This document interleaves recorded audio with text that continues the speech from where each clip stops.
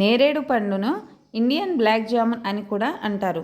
వేసవికాలం ముగింపు నుండి వర్షాకాలం ప్రారంభం వరకు లభించే ఈ పండ్లు నల్లటి రంగులో ఉండి పుల్లగా మరియు తీయగా ఉంటాయి.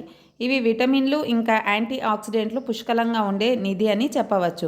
నేరేడు పండ్లు డయాబెటిక్ రోగులకు వరం అని చెప్పవచ్చు, ఎందుకంటే ఇవి చక్కెర స్థాయిలను అదుపులో ఉంచుతాయి.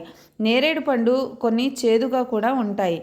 ఐరన్ ఉండటం వల్ల రక్తాన్ని శుద్ధి చేయడంతో పాటు రక్తహీనతను నివారిస్తుంది. నీటిలో ఉండే పొటాషియం హై బీపీని నియంత్రిస్తుంది.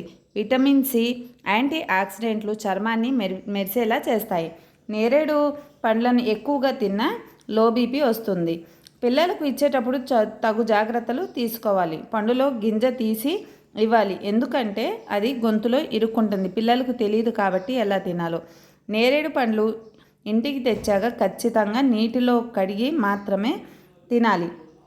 నేరేడు పండులో ఉండే పుష్కలమైన విటమిన్లు, యాంటీ ఆక్సిడెంట్లు, కాల్షియం, కార్బోహైడ్రేట్లు, మెగ్నీషియం, ఐరన్ ఇవన్నీ మన శరీరానికి చాలా మేలు చేస్తాయని చెప్పాలి.